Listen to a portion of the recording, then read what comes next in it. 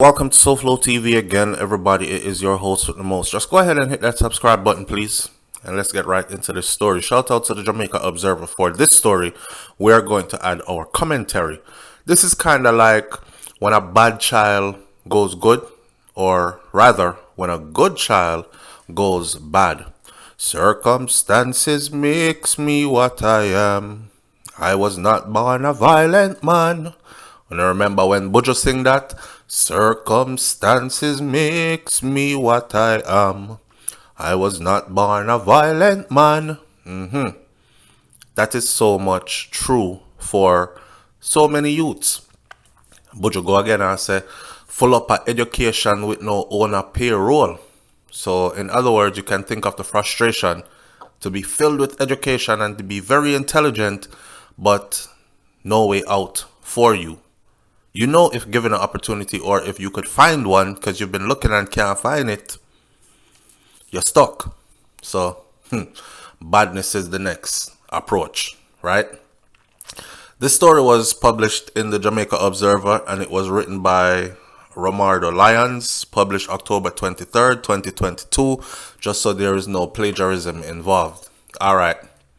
I look at the face of this young man and I said, boy, this could have been my brother, you know. I heard a voice note from his brother speaking about him, and his brother is in disbelief. Even though people are saying, a lie, you know, I tell. You know, did I protect no dirty family gunman, family member, and now that him dead, you know, I go and like say, you never know. Anyway, let's get into the story. So, Robert Jackson's younger brother, he was killed about 10:45 p.m. on Thursday, while he had a calm and solid demeanor. Initially, he broke down in tears when he began relating how he knew that this would happen to his brother one day. It's like him say, boy, me know said did I come, you know? Me know, but me just never expect it so soon. The title for this article was called 16 Subjects Could Not Save Him. So in other words, he wasn't a dummy. He was a brilliant youth. Him get 16 subjects. Them even used to call him Pastor Fletcher in high school. This is a youth that has now been accused of killing a cop and leaving a family in disarray. His brother, 25-year-old Shamar Fletcher, is reported to have been involved in a shootout on 3rd Street in Trenchtown, which resulted in the death of himself, because he got killed in the shootout, and the death of Corporal Oliver Mullings. Corporal Oliver Mullings, who was a part of a team from the Kingston Western Police Division, the cops were reportedly responding to a call in the area due to gang feuds when they were attacked by gunmen believed to be members of the Federal Gang in Rima. That's the name of the gang, the Federal Gang. Here's the thing. When Corporal Mullings got killed, there were a lot of people that came online and said, yo, can't be him. Brother, of all the cops them when me know, all the police them when me know, it shouldn't be this man, because this man, if you know him, you know that him serious about him work. He does his job. He really, truly, genuinely wants Jamaica to be a better place. He puts his life on the line for it daily. And he's just an all-around good person. Good to everybody. Good to the kids them, good to adults, whatever, right? This is what most people were saying. And then the conspiracy theorists them were saying, what kind of hand sign that he might show up? Because he actually, I said to myself when I saw his picture, damn, the media couldn't find a better picture for post than the officer throw up that sign there, right? Anyhow, people are saying stuff like him involved in a things. Enough of them involved in a things. And when them get killed, that's why I'm not sorry for them or say nothing.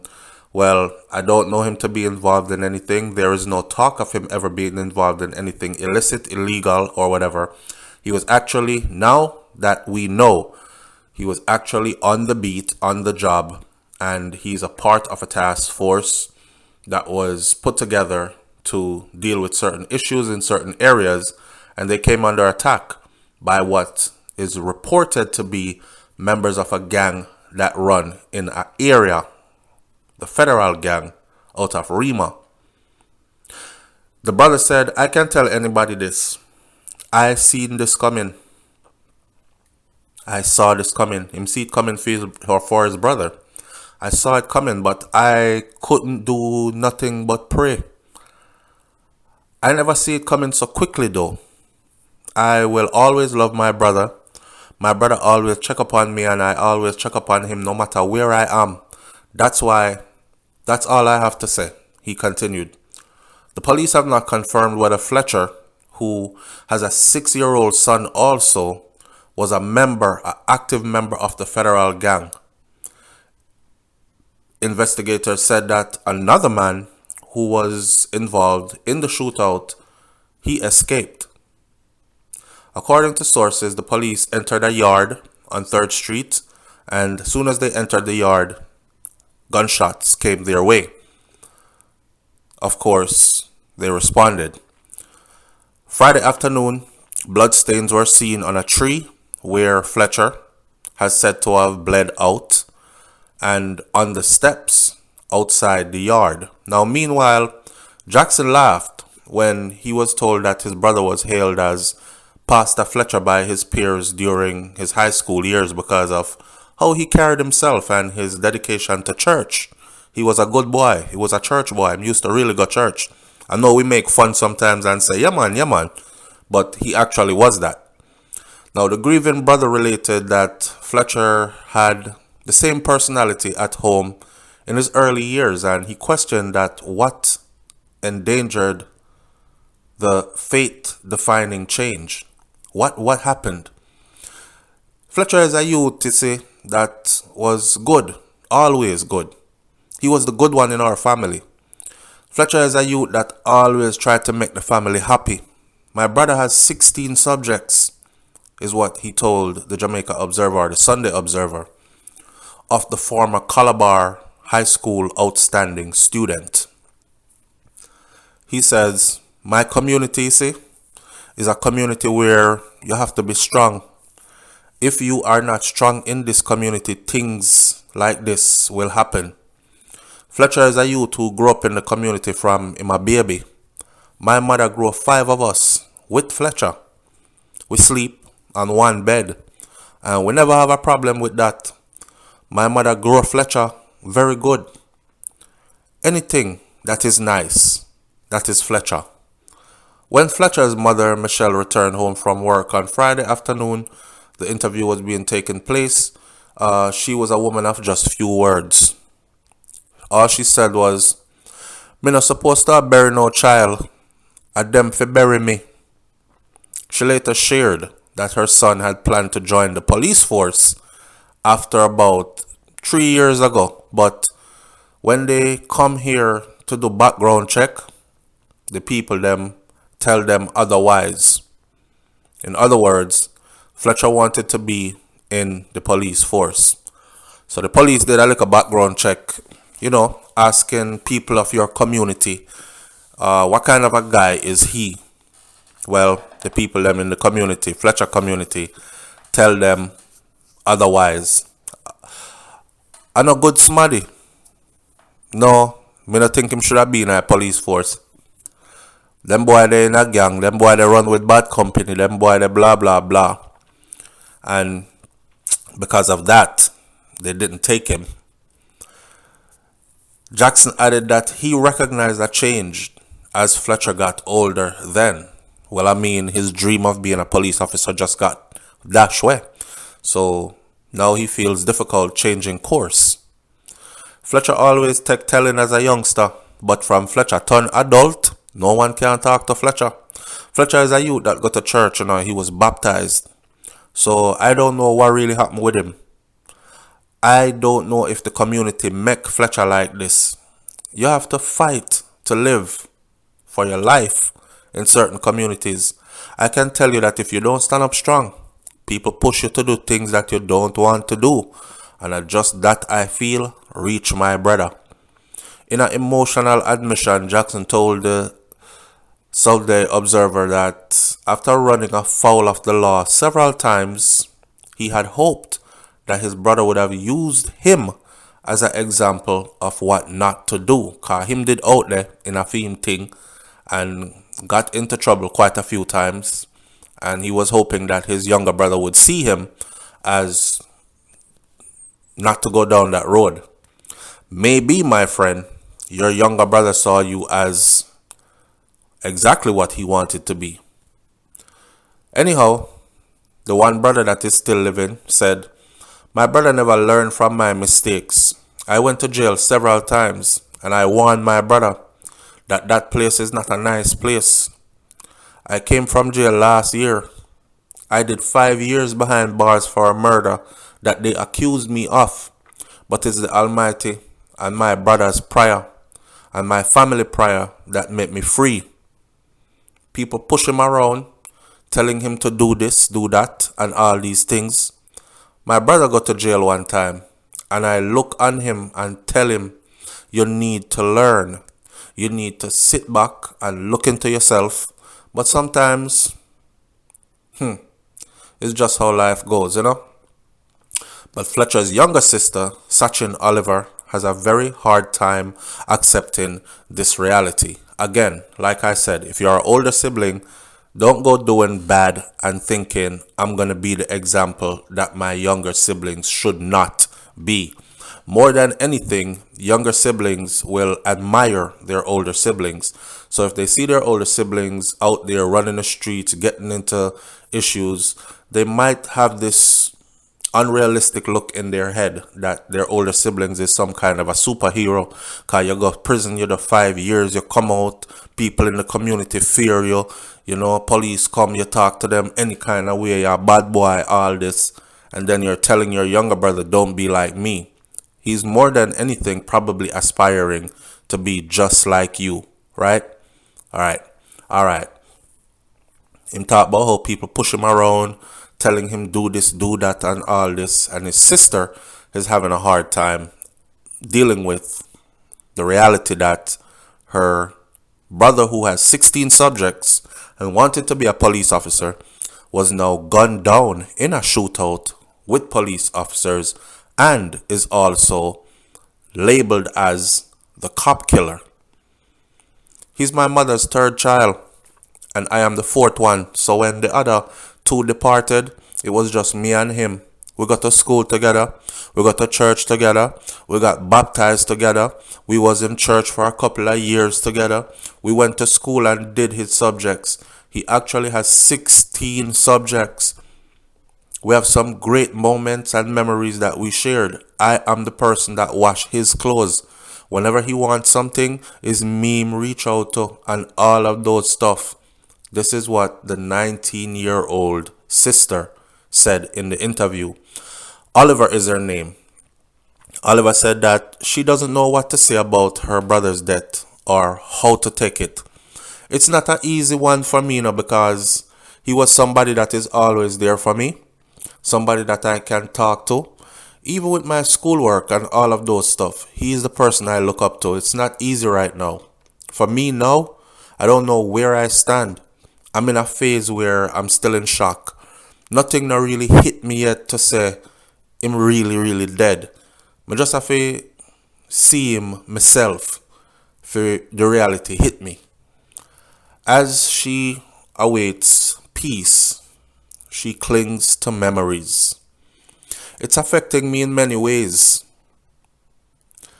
There are flashes of memories that we share together, especially the one where we are going to church and all of that. Me coming from school and him helping me with my homework. The bond got thicker in adult life when we started sharing one another thoughts and all that. Former Executive Director of Kingston Restoration Company, or KRC, Maureen Seymour, told the Sunday Observer that Fletcher's case is a prime example of what he has been shedding light on for years in these inner city communities. We are losing our young men. Gangs are now targeting the dunce ones. They are targeting the ones. Gangs are now not targeting the dunce ones. They are targeting the ones that are intelligent, the ones that are bright. They are targeting the ones that are capable of thinking. So as these gangs become more sophisticated, as we move forward in time, they want smarter people in their gangs. strategically planning, putting their stuff together. Seymour said that youngsters living in these inner city communities are caught in a vicious battle against crime as they are constantly being recruited by these gangs. And there are consequences in some of these communities where if you don't join the gang, gunman will kill you. So you kind of don't have a choice. The KRC was formed in response to the dramatic economic and social deterioration of downtown Kingston in the mid-1970s and early 80s. The company that established the Inner Kingston Development Project in '86, a 10-year urban economic and physical development initiative which assisted many inner city children with schooling and employment. Seymour, chairman of Central Branch All-Age School, also said, "I'm speaking with experience from working in these inner city. Historically, the bad men have used the young boys. It's just how it goes around here. The boys are ages between 8 to 10 years, and those are the ones that I'm really worried about. The bigger ones, they can reason a bit and so on, so they can escape that. The younger boys, they get trapped."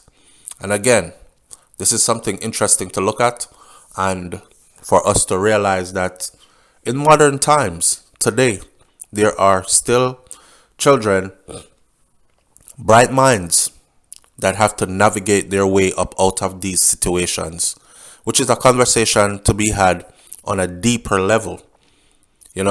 I just said, and I'm going to say it again because I saw an article again, this young boy saying he's going to take his mother out of poverty. And he's from one of these inner city communities and he's doing well in school. And I said to myself, why?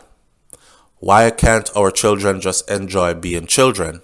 Why are they strapped with the burden from an early age? The mindset, I'm gonna take mommy out of poverty. Me have to be the one to come rescue my family. Why didn't somebody think more maturely before even having them? And I am aware of the situations where woman married man and have children and it's the perfect life. And then things happen, sickness happen, accidents happen, so on and so forth. And daddy, the main breadwinner, gone and left mommy with the kids. And now she's stuck in a situation where she's a single mother with 4, 5, 6 kids when her husband just dead. And them are gonna suffer because, she was a stay-at-home mom and she has pretty much no qualifications, that kind of thing.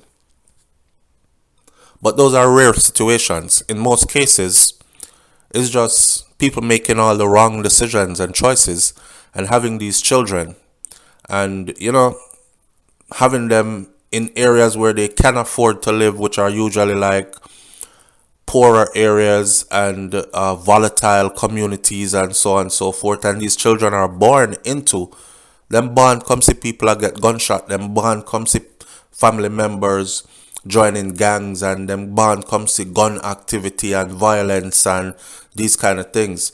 And they either aspire to get out as quickly as possible, or their main goal is to, me I go come rescue mommy, cause daddy is not around.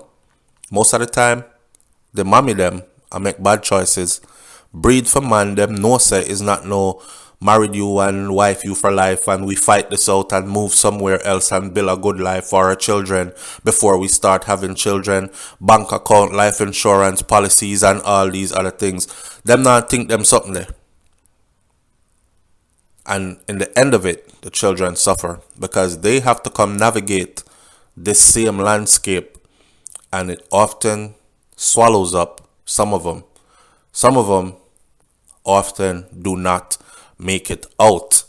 They make poor decisions as well, and in some cases it costs them their freedom, and in other cases it costs them their lives. All right, that's Fletcher. Leave your comments in the comment section below. Tell me what you think about this one, and can you relate? Were you one of these children that were born and raised in a volatile community and you're just thankful, say, I make it out now?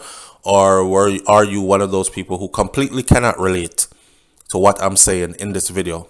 This young man's story, who had 16 subjects, but him 16 subjects and his high intelligence could not save him, because he has now been fingered as the killer of Corporal Oliver Mullings. However, he himself was shot in the process and is now dead. I'll talk to you on the next video. It's SouFLoTV, reasoning with intelligence, my friend. I'm out. Peace.